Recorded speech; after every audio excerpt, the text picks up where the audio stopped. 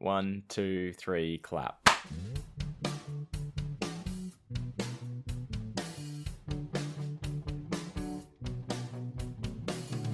Hi, and welcome to Hey Buddy, Nice Podcast. Kind of. It's not really, it is, but it isn't. It's a big crossover episode with Big Sexy Digital Nomad with Big Sexy and the Judge Mentalist, Jobeth. We weren't recording a second episode last week, and then Jobeth said, hey, come to our podcast. So we did. So, yeah, you got to listen to our intro music, and now you get to listen to theirs. Enjoy.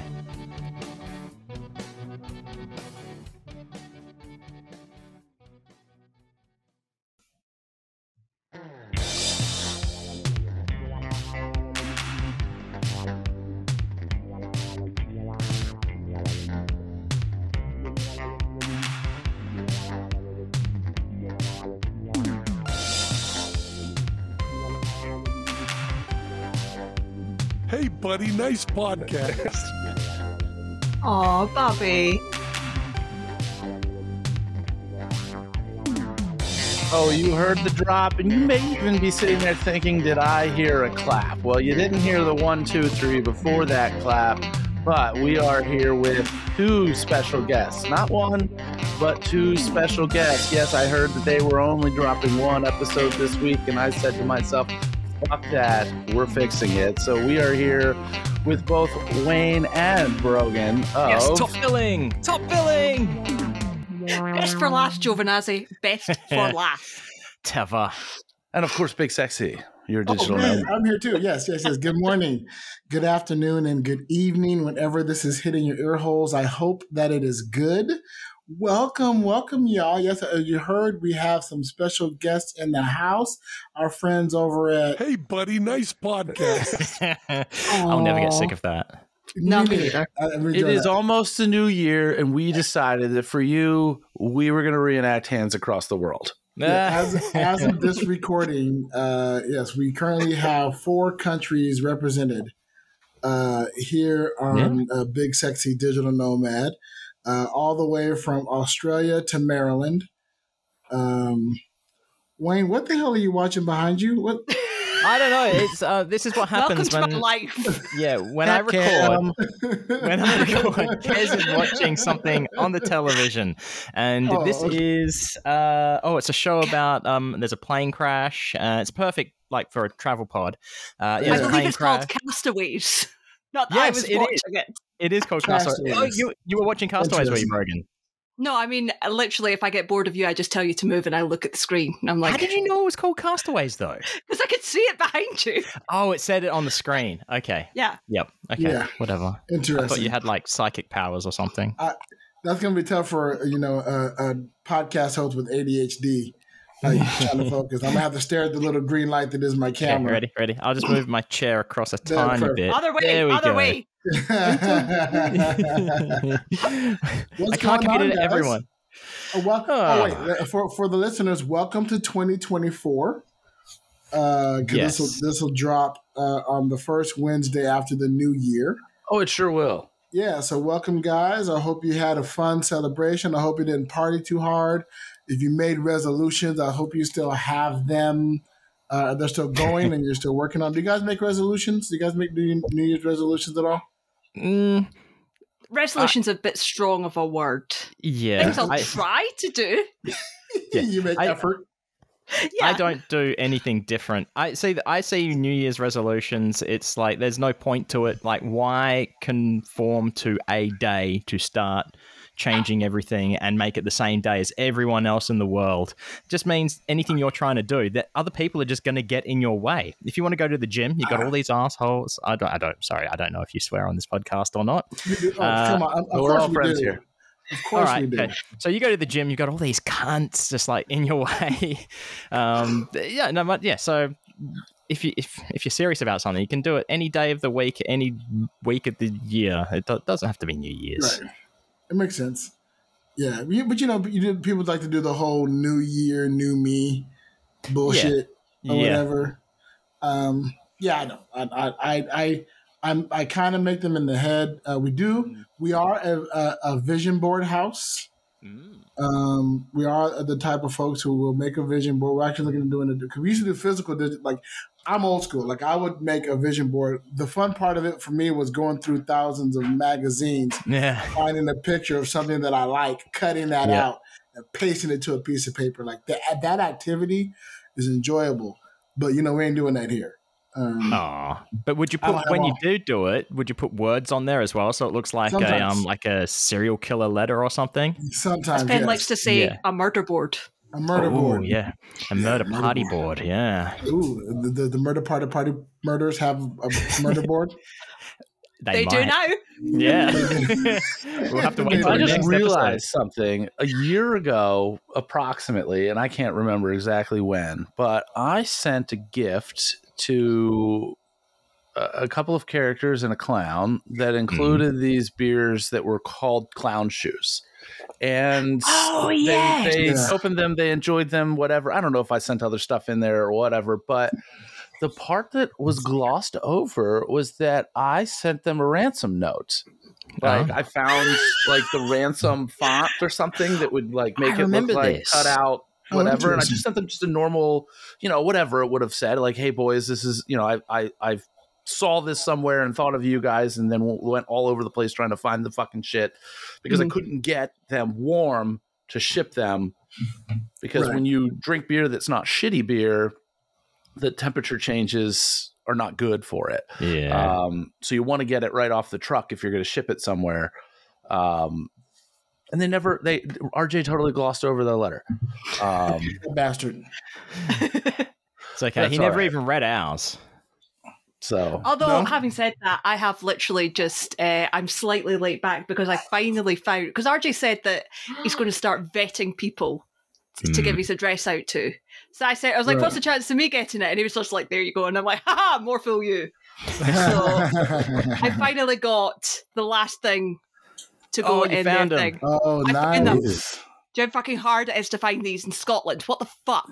These come from Scotland. I saw an article that they're going out of business or something, I swear. And why do they make the 10 packs? Why do they make the multi-packs? I just want a little pack. Because no one buys them. That's why they're going out of business. What you didn't see was Brogan held up a package of the milk chocolate tea biscuits. That's tea cakes? I wasn't saying it in case the boys were listening to this. I want it to be a surprise. I doubt we have to worry about that. Tunnock's tea cakes, which are like little... RJ might. RJ might. RJ, you didn't hear shit. RJ has every now and then surprised me with having information, but I don't know if he listens or he just follows me on social media because I do post about this stuff on social media as well. Right. Yeah. So... it wouldn't surprise me because there are times in which RJ spends a decent amount of time in the car. Right. I won't. We can test that theory. Yeah. We can say RJ is one of the sexiest, racist bastards I've ever met in my life. I mean, that's just sexist. Sexy. Did you say sexist? No, I said sexy. Sexist is included. It's all the same. Yeah. We'll see if that gets back to us. Yeah. Yeah. Yes. Yeah. We'll see you know what I found interesting? Speaking of cultural exchanges with foods, I can go almost anywhere and find Tim Tams. Yeah, now you can. I literally found mint Tim Tams. I think I don't remember whether I sent it to you directly, Wayne, or whether I sent it to the podcast Twitter account. But like, I'm just rolling down the aisle of some grocery store, and I look to my right, and I'm like, "What the fuck? Wait, what? You don't belong here." Let me guess. You can't find penguin biscuits, though, can you?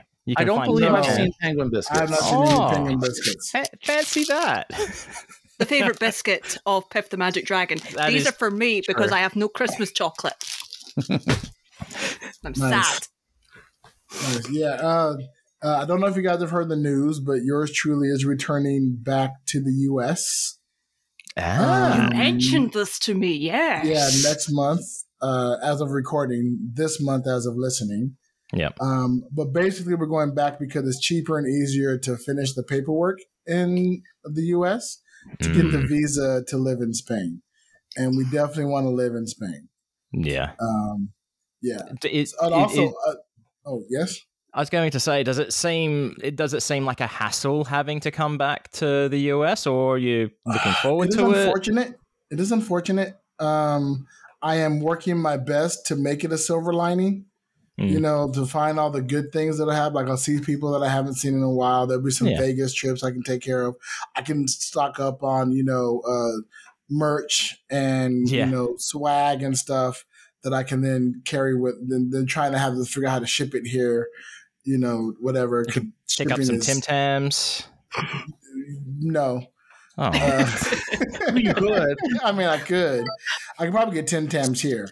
Oh, yeah. Of course. In fact, I know I can get Tim Tams here. I've seen them in a couple supermercados.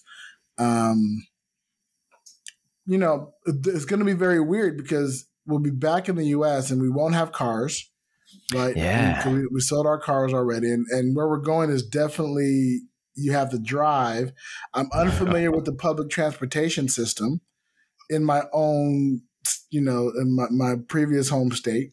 Yeah.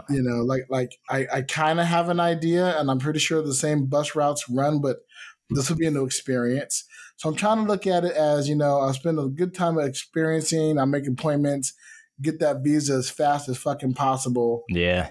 And then we're looking at getting round trip tickets, Okay, so you'll have the fact we're coming back to Spain. Yeah.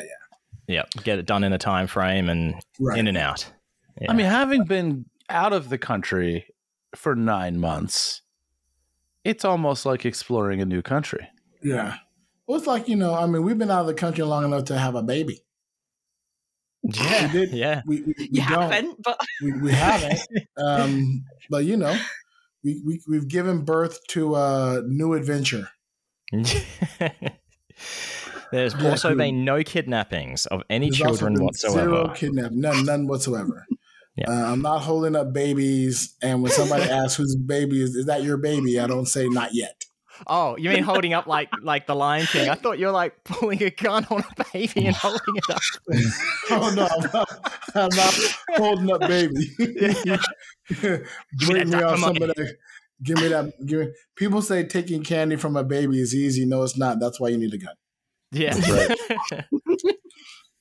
You got to force them to give up that candy because babies are strong as shit. Babies are strong.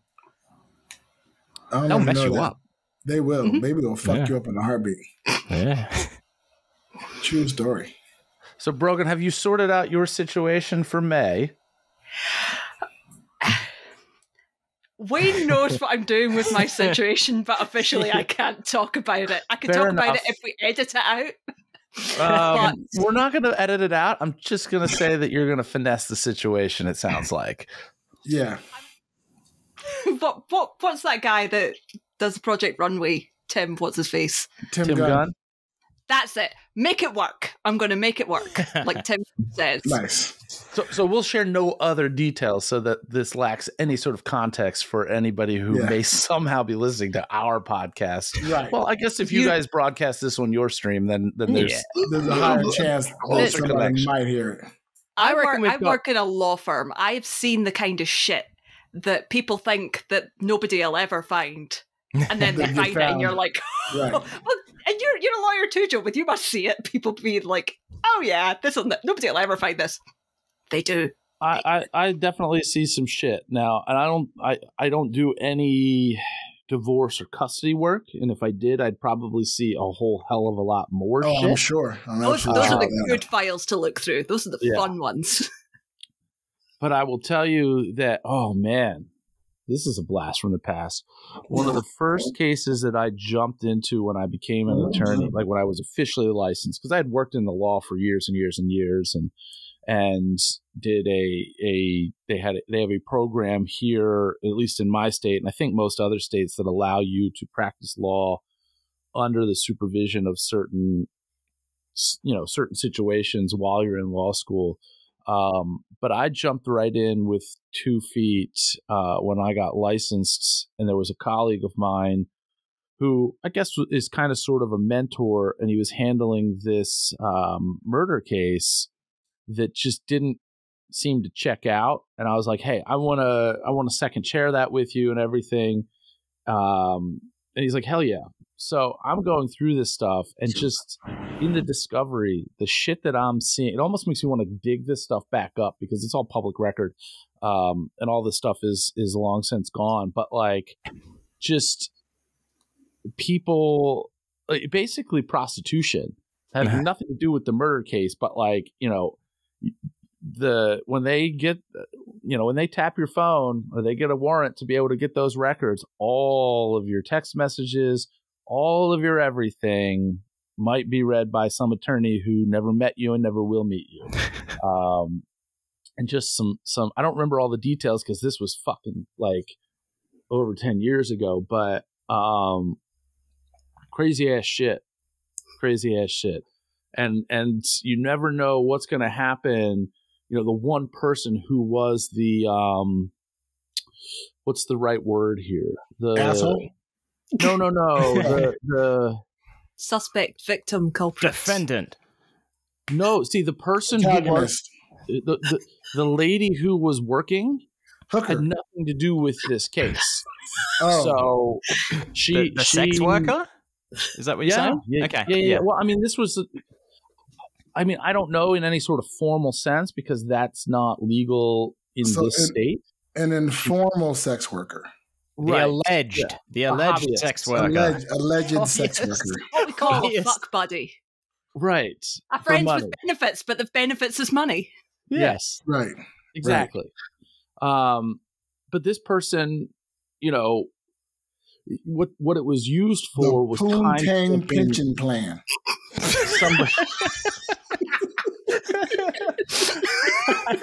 I hope that was clean enough to get a drop. Oh God.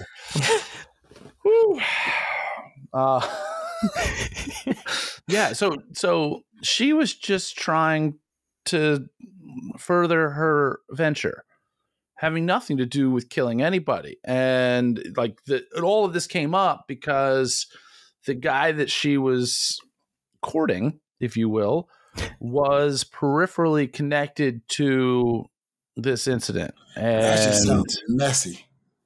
So messy.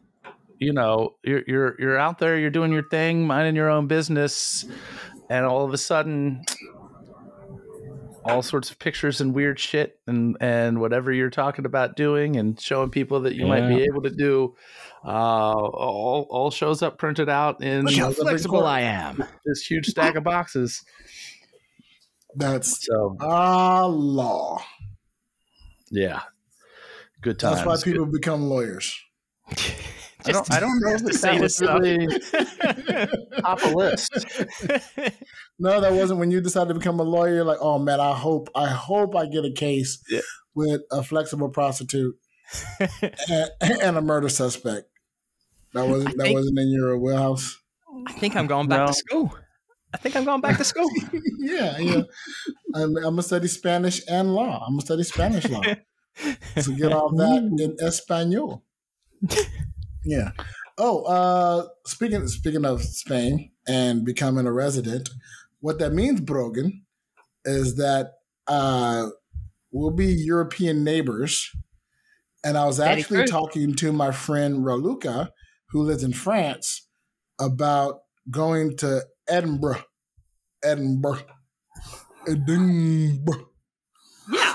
Yeah. That's how you say it. I was going to say, can we get a rating on that pronunciation, please, Brogan?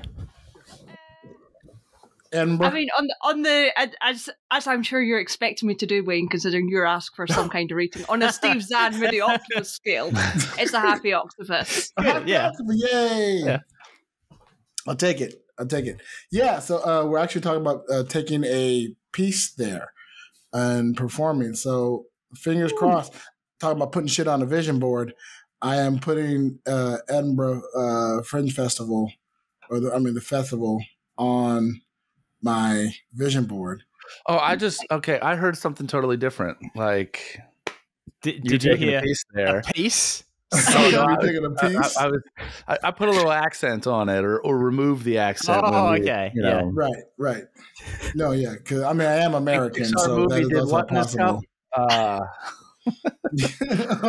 I will be getting a piece while I'm there, because if I'm going to be in Scotland, I need to drink.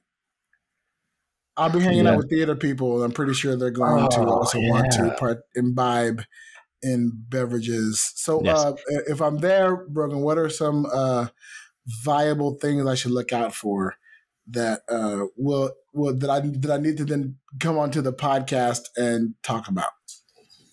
Do you mean like places to go or?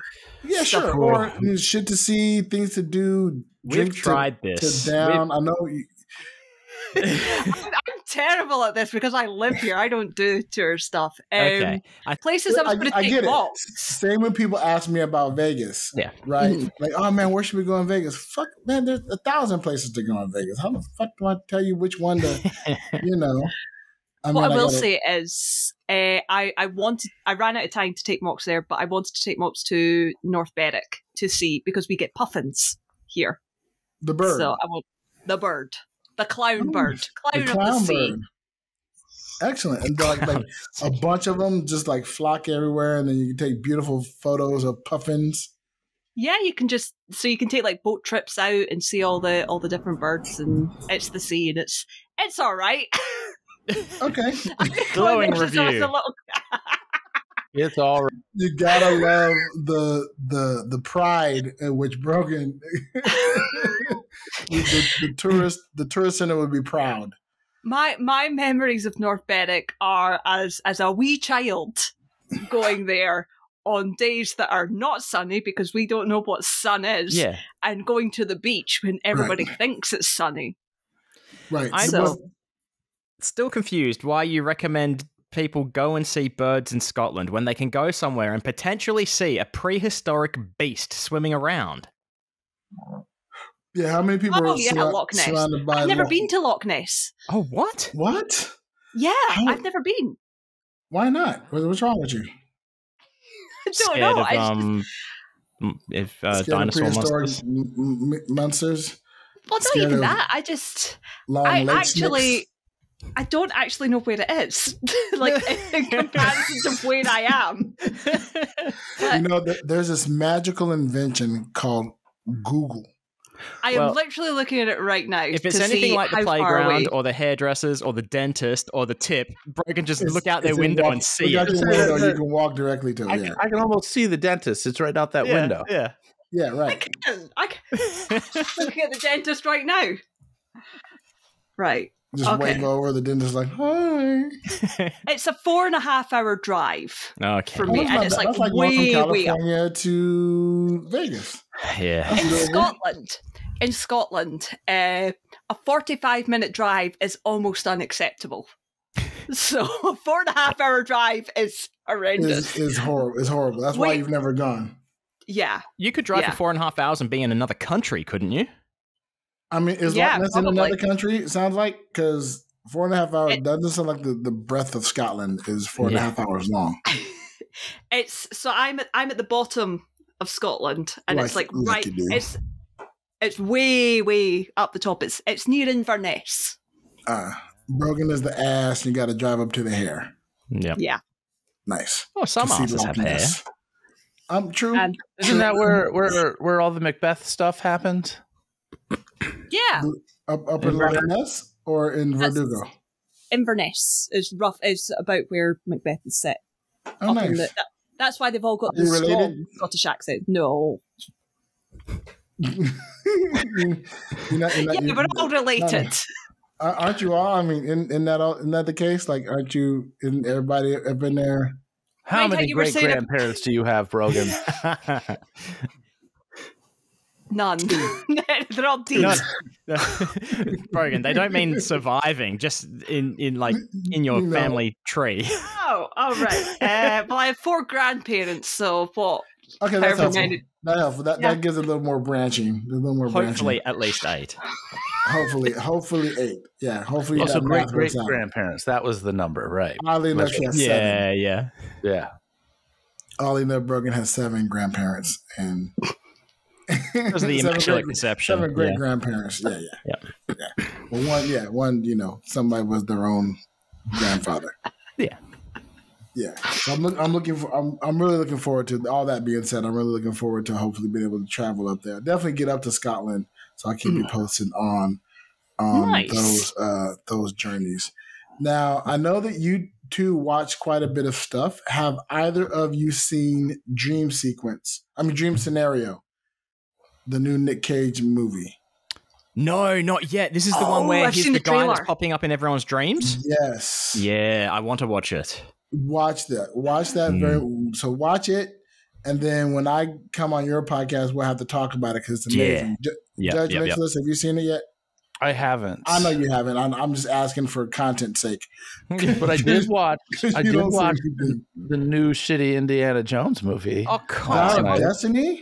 It was all right. It was I a loved dumb, it. stupid, fun movie. I love Dial of Destiny. All I'm saying is that it's slight spoiler alert. There were two things about this that really disappointed me. Okay, there is a scene in which Harrison Ford's character, and I'm going to refer to him as Harrison Ford's character on purpose, is approached by a group of police officers, and he literally puts his hands up like halfway, not like hands in the air like the police want you to do, and goes, "Put your guns away." And then all of a sudden, as if he is commanding the force, they put their fucking guns away. And then that's just white privilege. Yes, That's just old white man privilege right there. No, trust me, it doesn't work that way. And that's strung in with this would-be time travel element. I'm like, this motherfucker is going to go to a long time ago in a galaxy far, far away with this fucking dial. And he's going to meet his beast friend, best beast friend. And like, that's what, and then he comes back, he's acquired the powers of the Force, and now he's got these officers just putting their guns away, and then it doesn't happen. Okay. I have some issues with the movie myself, but they more revolve around side characters. Okay. I didn't need the little street rat boy companion of Phoebe Bridget or whatever her name is. You know why he is in the movie, right? Because he always needs some precocious child in Indiana Jones to be the short round. 30 years. Because short round was so popular. But for the sequels, when it's Lady Anna Jones. When it's Lady Anna Jones, sidekick, I love that. Yeah, she has her sidekick or whatever. Also, he's a stone cold murderer. Oh, yeah. They all are. But, yeah. I mean, but like stone mad cold. props. I'm just mad a props. teacher. I'll shoot a fool any day of the week. I mean, that was the other thing I had a problem with is just common storytelling. It's such a kill or be killed situation, though. Yeah. Agreed. I mean, it killed her, I get it. I understand, but still. Indiana, he gets off on that shit. He enjoys it. He does it for the thrill. And what I couldn't part of it understand is the violence.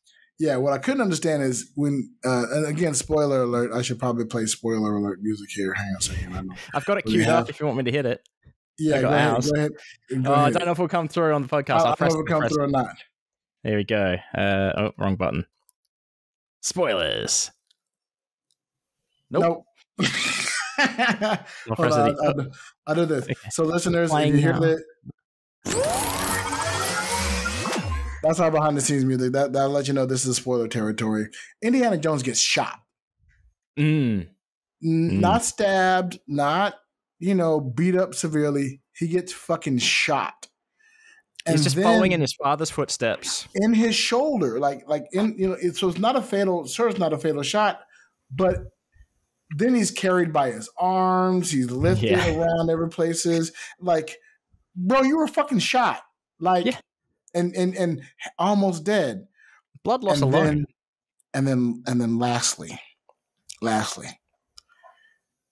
she knocks him out in Rome to bring him back. You need to show me who the fuck carried him from where she knocked him out onto the plane, how they navigated from where they were back through the wormhole. And I want to see that plane taking off. I want to see this little fucker flying the plane back through a fucking wormhole. I want to see them land at an airport safely. And I want to see them get him from the plane to an apartment because whoever wrapped him the fuck up, because now he is all healed. And the real spoiler alert, what happened to the fucking murder charges? Right. Well, again, there were no technical murder charges because, old white man. He used the force. In the 50s. Or 30s or 20s, whenever the 60s. It was the 60s. 69. It was the 60s because of the astronauts. Yeah. All right, y'all. I think keep the spoilers going because I have an explanation for how you were like, well, show us him getting back and how they got back through the wormhole and all that. They didn't need to because they cleared that up when Galileo, whoever it was, I can't remember now. Archimedes, yeah. When they're like, your device, it worked. We made it here. It's like, well, you were always going to make it here. If it worked, it was destined that you would come here. So that obviously destined to go back as well. Right. Because that's the way it plays out. Oh, so they made it back because destiny. Because there's no changing the past or the future. It's all one thing. Right. Like there used to be subtlety in foreshadowing. And then I think Paul Mattingly had something to do with the hints with the guy from the James Bond movie putting the watch on like this. Like, here, I'm putting that watch on that you just saw in Archimedes' grave. Yeah. Literally the next fucking scene. Like, yeah. Because you guys out there in the world watching this are so distracted with so many things that we've got to lay it on thick and make sure that you understand what's happening. Because most of you an hour and a half in the movie haven't picked up on the fact that it jumped from 1944 to 1969. So, who's the old man? Right, that part. I just wanted to watch a film about Harrison Ford punching Nazis. Is that too much to ask? No, and you got it. You got it in spades. No, it was hilarious. Right. I watched it in the theaters here in Spain. Oh, wait, hold on a second.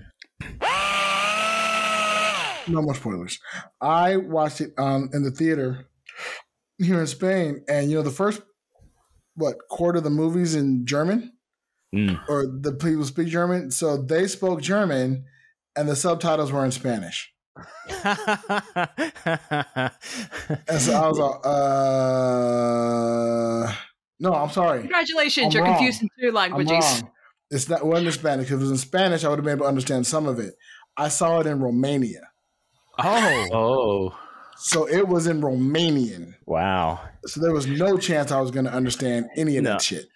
And so I was so happy when I saw it on Disney Plus. So I just watched the first quarter of the movie again, just so I could know what the fuck they were saying. And then I'm going to go back and watch the last part of the movie because when they're speaking in Roman or whatever, Latin, all that shit was translated into Romanian.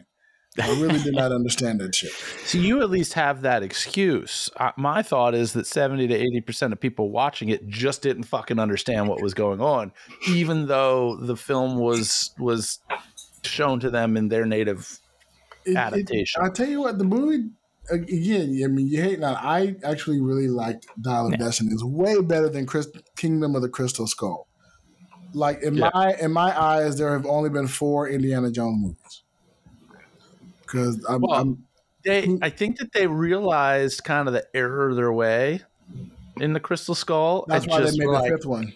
We're killing off the sun, and we're not even going to explain it. It's just going to happen. Well, they explained it. Well, and a really good explanation for it too. Yeah. Like, okay, you said it in a time frame where he could go off to war and die.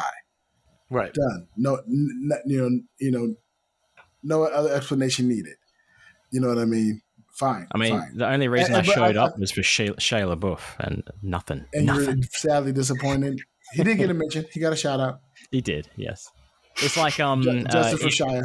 In Crystal Skull when Sean Connery, they just showed his photo. Right. It's like you had a great ending with 3, right? The Last Crusade. Mm-hmm. Yeah. Then you fucked off and wanted to get some more money, so you made Kingdom of the Crystal Skull.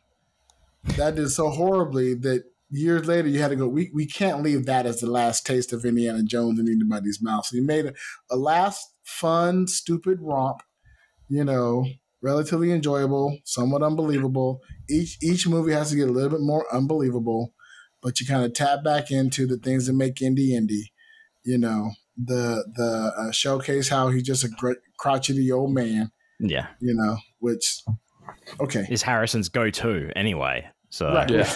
Where he's at now. So yeah, he doesn't have that youthful swagger.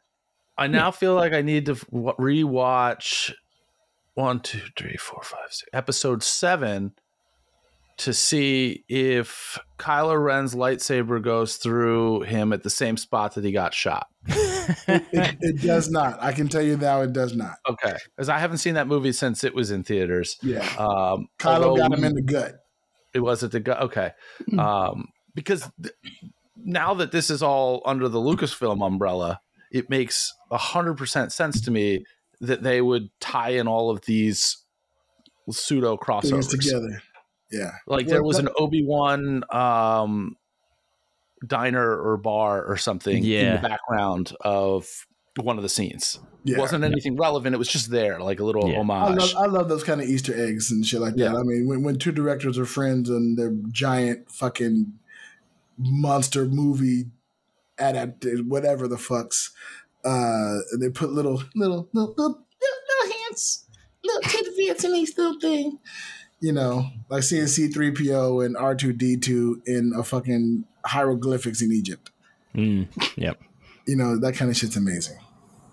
And just seeing some Ewoks tearing apart Nazis as well. Far out. Right, exactly. Yeah. I mean, they are called stormtroopers. Spoilers are over. Yeah, exactly. They are called stormtroopers. I'm just saying. Not too far off is all I'm saying. Now, do you guys got plans for New Year's? What do you guys do commonly for the celebration? Take it, Brogan.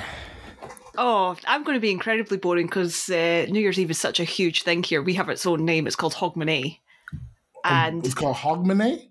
Yeah, and it's like huge here. And I don't do shit. I sit in my room. I wait until half an hour before midnight. I go down. I watch whatever's on TV with my mum and dad. Happy New Year! Back up to my room. I think I know what I'm doing. I think I'm going to be recording Hey Buddy Nice podcast on New Year's Eve because it is on a Sunday. That's true. Yeah, that's true. Yeah. Let me know what time you record. Maybe I can, depend on what time you record. Maybe we'll see. Because normally for me, my brothers come over and their respective partners, and we play games, video games, board games, and the like. So like Cards Against Humanity, Jackbox Party Pack. Right.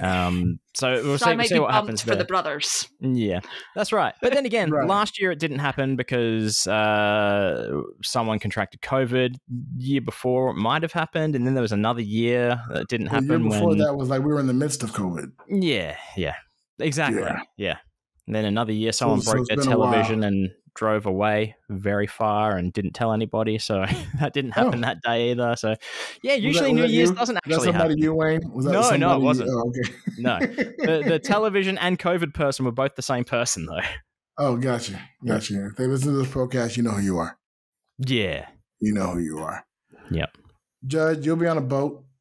I'll be on a boat. We've discussed I'll be watching them Disney fireworks. I'm interested to see what happens here in Spain. Oh, I'll tell you what I found out that's going to be very interesting. We're going to be hanging out with some friends. We had some original plans. They kind of fell through because transportation's an issue. And, from where we're living to where their party was going to be, it's like an hour to get there. And the buses kind of stopped running. The train runs. It's a whole thing. Ubers and cabs are expensive. However, we have some friends here in the same city where we're going to be at, so we're going to meet up with them and party. There's a tradition here in Spain that at midnight, when the bells ring, the 12 gongs of the bell, on New Year's, you have to eat 12 grapes. Okay. I've heard of this, but I can't remember why. Each second, you have to eat a grape. Now, you cannot eat a grape in a second. Like, No. put in your mouth. Hey, that girl from and those then text swallow? messages in that murder file probably could. She probably could. Just gobble them bad boys up. Allegedly. Alleged gobbling. They actually sell cans of 12 grapes. Really? For this event. And so I purchased 2 cans for me and the missus. So we're going to try one this. of the 2 can, but they're like $15,000. They're a lot. But in Spain, they're only like €1.50 at the supermercado.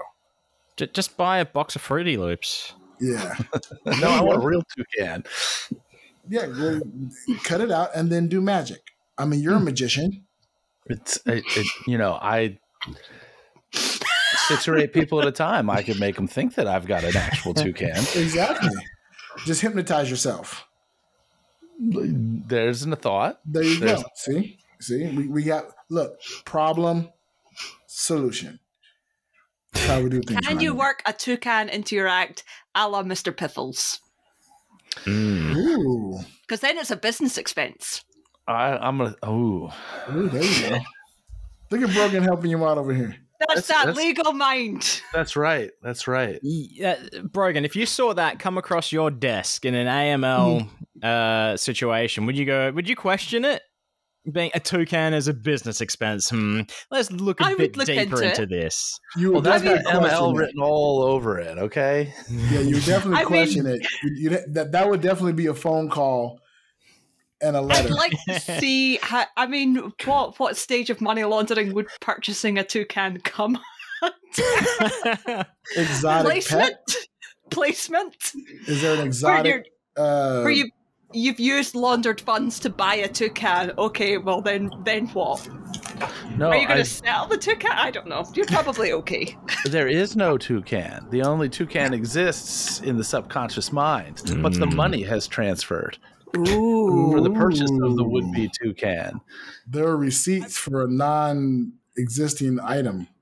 So it's a scam. Have a seat. All right. Sit. Put both of your feet on the floor and put your hands on your knees, and we'll make that toucan appear. All right.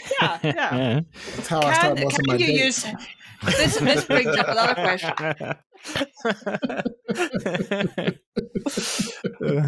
So you can use you can use hypnotism to get past anti-money laundering procedures. Yeah, interesting. Yeah. Now, great question. Brogan, Wayne, have either of you ever been hypnotized? No. I've been to a hypnotism show. I've been to Dead and Brown, and it didn't work on me. So I don't think I'm susceptible to it, but I don't know. Wayne? No, I've seen it at like the equivalent would be a county fair. And I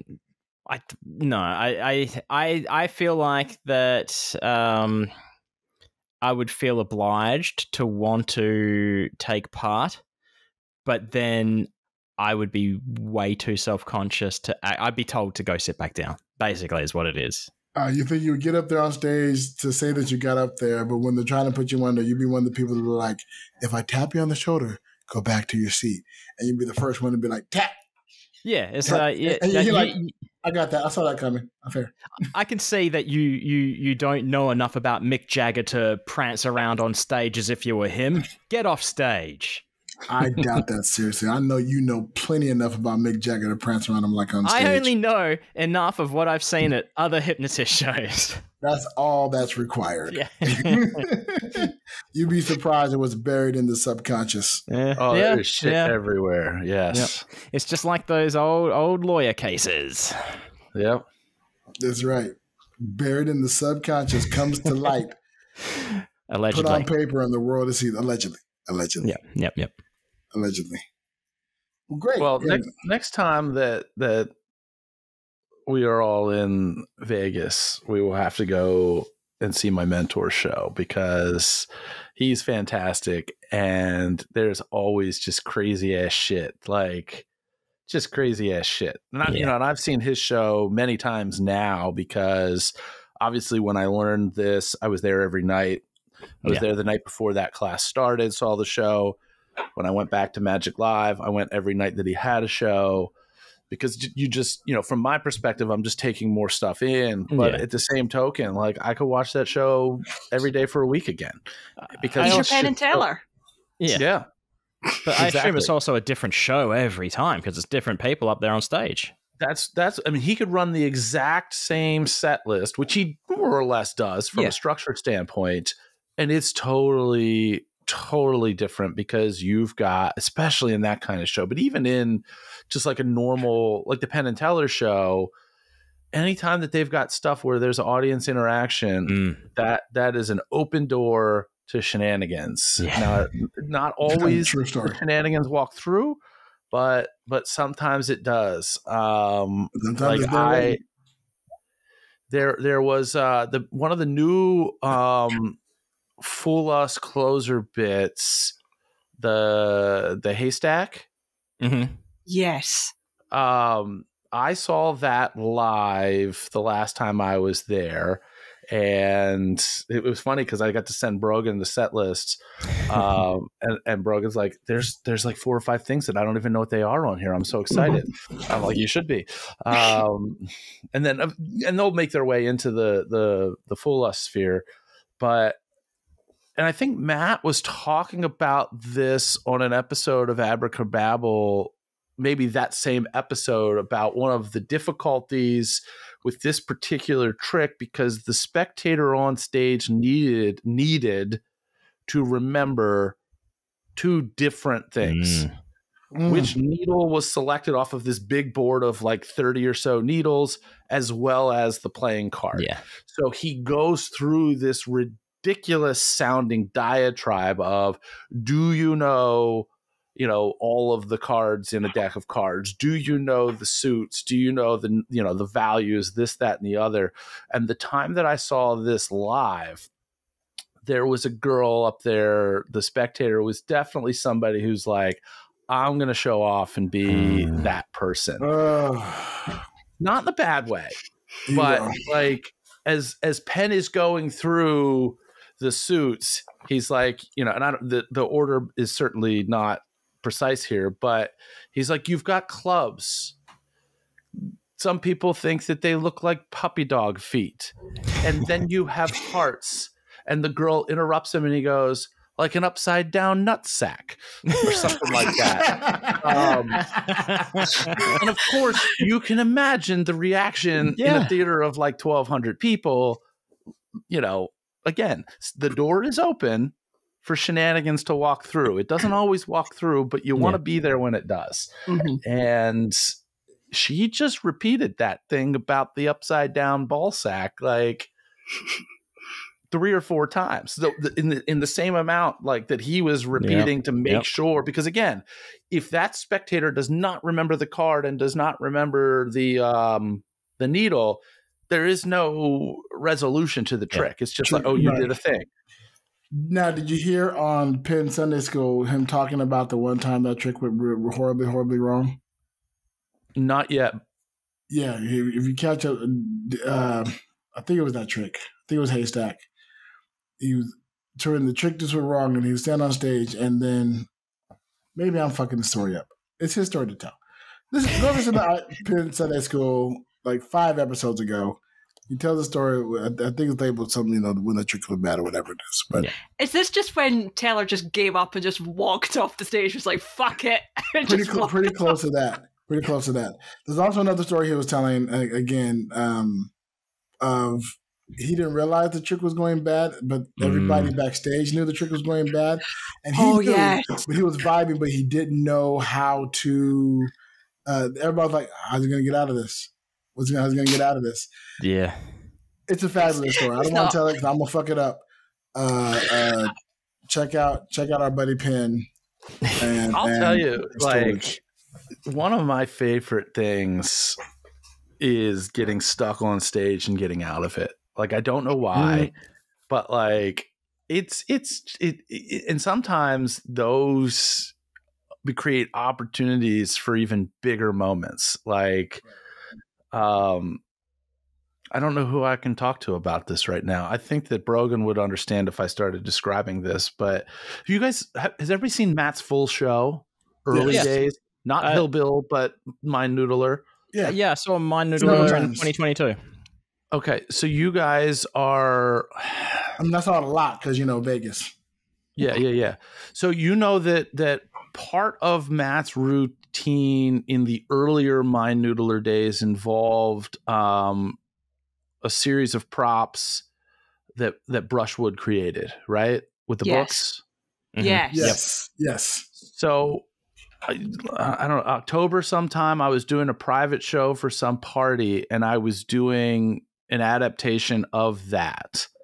And there is a process for which you have somebody select a very specific word, long word, and then you ask them to describe part of that word.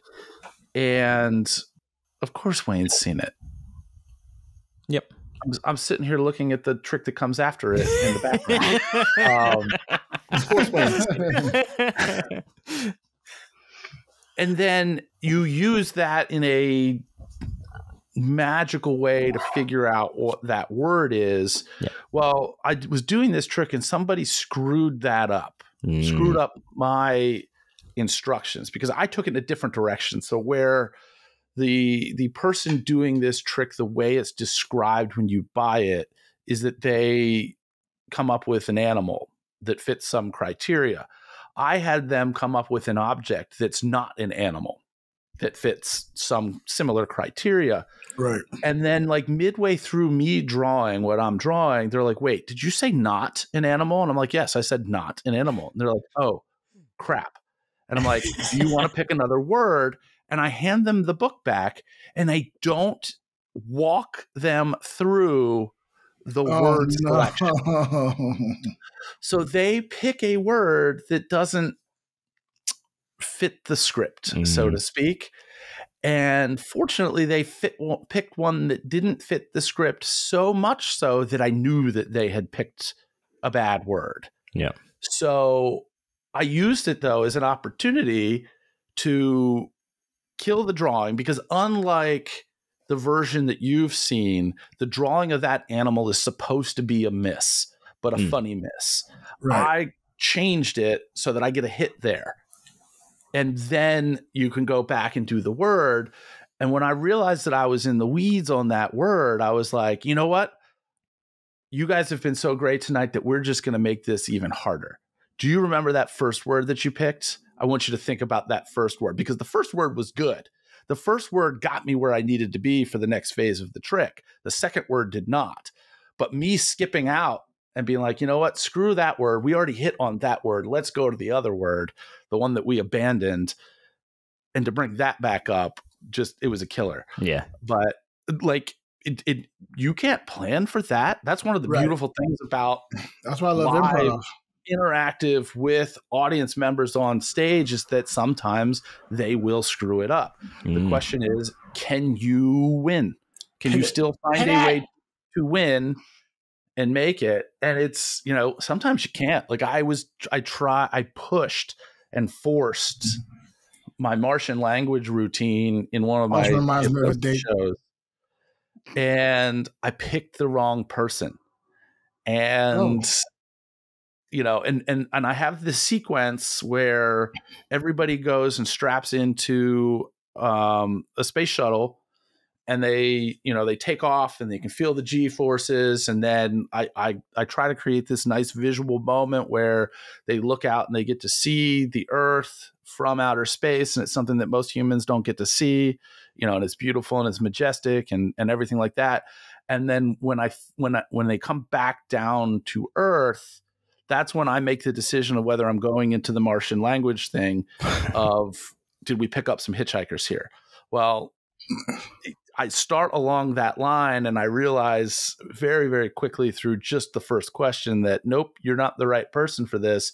And really all I had at that point in time was to bail on it and be like, okay, I guess I was wrong. We didn't pick up any hitchhikers here. We have moving on. But I mean, that shows such a spectacle that nobody even notices the fuck ups because, we're throwing all these napkins in the air and everybody's grabbing. And again, that's the thing. Like, I learned about theater, I learned about performance, and the audience performer relationship is nobody in the audience has a script. Right. So if you go up on a line when you're performing, and you fuck up, like that's thrilling for me. When we're on stage and somebody like goes off, like, oh fuck, now we got to figure out how to get my partner back to where they need to be, or get me back to where I need to be. Keep telling the story, and people freak out like, what's the line? I don't know the line. Fuck it. Neither does the audience. The audience knows the line either. So just, unless of course Brogan's there and you're pen or teller. Right. And you know that this is like, okay, Brogan's here for show 6 of 16. Yeah, she knows every single word. First 5 times. What's the count again? Shakapee! Yeah, last time he said it up. And this time he went down on the word. Right. Exactly. So yeah, so that's where improv is beautiful and helps out. Holy shit, we've been talking for quite a bit. You said we had listener mail, Sexy World Traveler mail, but we'll get to that next episode. Yeah, let's review that in the new year. We'll save that for the new year. But what I'd love is if people would send us more wrong answers only, so that we have what Brogan would refer to as a queue. That would be nice, yes. Listeners, send us in wrong answer only trivia questions. Really simple. You just send it to bigsexynomad@gmail.com. And label it wrong answers only in the subject line so we don't read it. Your 3 questions and then a big old space somehow in there, like hit enter 15 times or whatever, and then put the right answers at the bottom, because Big Sexy will come and try his best to provide the wrong answers. And I will then, assuming that we don't see the answers on the screen, I will then venture a guess at the right answers and see what we've got going on. Severe advantage to Big Sexy in this competition. I think probably the best way to make sure that the answers can't be seen, instead of just like lots of spaces, because you never know how many to put, just put in like some like alleged criminal prostitution images or something like that. Yeah. Yes, that would work as well. Yeah. Although I don't know if we ever get to the answers. Yeah. And I don't want my improv skills to be tainted by suggested images. Of course, yeah. You got to burn those suggestions right off the bat. I'm going to open it, and I'm going to be asking the questions. So true. I won't see those. Yeah, but you'll photography distract me from the right answers. You will also be distracted by taint. So, if photography is an art, does that make it an art crime? Oh, photography is an art, and it is an art crime, yes. There is artistic photography, and then there's just pictures. It's a photo. When I'm over here snapping my daily beach pic, I don't think it's really artistic. I think the art is in the edit. The art is in the edit. Could be. It could be the way that you post it, the words that you put alongside it, the filters you use. Oh, and speaking of which, I heard you guys' episode when we talked about poetry is an art, and you don't want to step on ICS's toes, because they ask for bad high school poetry. Yeah. Oh, I would be happy to send you some bad collegiate poetry. Or I can even go back as far as bad elementary school poetry. Yeah, so you can go elementary and below, or college and above. Yes, because they ask for high school poetry. They've got the high school market on lockdown. Yeah, speaking of which, what is this show that we're referencing? Somehow some of our listeners might not actually know. Hey, buddy, nice podcast. That's sure that's what you're talking about. More than you guys do. That's just not only Penn saying the name of our podcast there. Because you get a little laugh from Mr. Donnelly at the end. That's right. Yeah, because Penn, I don't know whether it was just like editing or whatever, the ST at the end of podcast just got dropped. So I had to edit in the sweet, sultry tones of Mr. Matt Donnelly doing st at the end. Yeah. Yes. Yeah. So tell our listeners where they can find you both lovely folks at. Us personally, well, if you want to find Brogan, you can find Brogan on all social media at 7 billion needles. And Wayne's at Wayne Geo. Everywhere. Oh, guys, if you haven't been on Twitch, get on there and follow either one. With an eye. Yeah, especially when Wayne gets to playing whatever random game. It's an hilarious watch. It's also funny when you draw. Yeah, video games, drawings. Yeah. I'm trying to do at least 50% artistic stuff now because that was the idea. It was meant to be artistic sort of streams, but yeah, I got lazy and started playing video games, and that was it. So I'm so you never know what you're going to get when I start streaming. That's a beautiful thing. And also, if you're a fan of our merch, that's all Brogan's work. So again, it's true. So Wayne, a challenge. Feel free to make some Big Sexy Digital Nomad artwork. And we'll pop it up on our merch store. You're not selling those stickers? Yeah. Yes. No, I haven't been selling the stickers. We just mail them out to people. I will because I don't know if I have the. Judge, you have to send me the link because you have the. I don't have the artwork. Judge, you have the artwork. Yeah, no problem. So send me the artwork, and we'll put it up on our merch store. So like comic shop on give them to folks and stuff like that. The sticker, yes. Yeah. But if people want that comic strip on a shirt, they should be able to get that motherfucker on a shirt. Yeah. Feel free to like butcher it as well. Like just cut out frames if you like one frame or something. But it's yours. Do what you with it as you wish. The last frame where my wife was pulling the sword out of Brett's mouth and I'm the king now. Yes. I am your king now. That is a great frame. I like that.